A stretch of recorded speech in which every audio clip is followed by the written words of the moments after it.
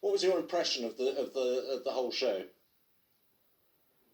Yeah, it was certainly a very strong start for Kamala Harris. The first question, of course, was the pandemic. It was always likely to be. It's been dominating certainly the preparations for this debate, and it dominated the opening part. She had a very strong start, and as you saw there, and basically made her case that their handling of the pandemic, the Trump administration's handling of it, meant they forfeited their right to re-election. We're just getting a few stats coming through now. In terms of this debate, it was very different to the one we saw a week ago, the first presidential debate. That is what people had hoped, that it wouldn't be fraught with interruptions and we might actually hear a bit of policy and a plan.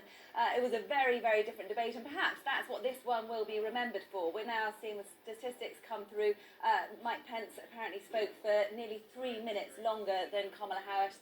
He interrupted her 10 times and she interrupted him 5 times. So were there any standout moments that were going to change the course of this race in tonight's debate? Probably not. Did both candidates do what they set out to do?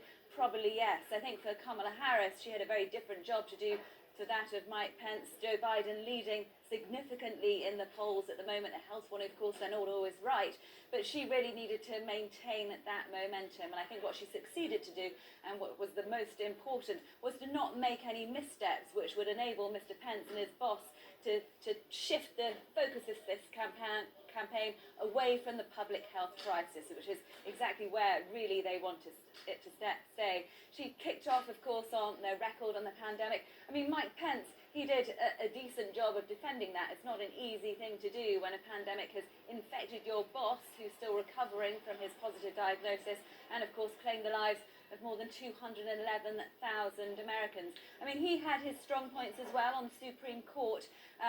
She was asked about court packing, this idea that the Democrats, if elected, would create more Supreme Justices so they could readjust the balance after President Trump has had 2 nominees appointed to the Supreme Court. He's hoping to get another one, although that's looking in doubt at the moment.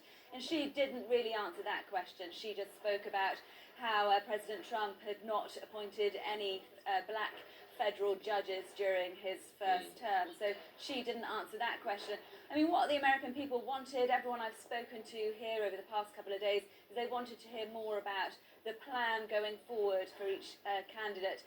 Did they hear more on policy? Yes, but both candidates were guilty of just dodging questions. If they didn't want to answer one, the first, of course, the most standout question that neither candidate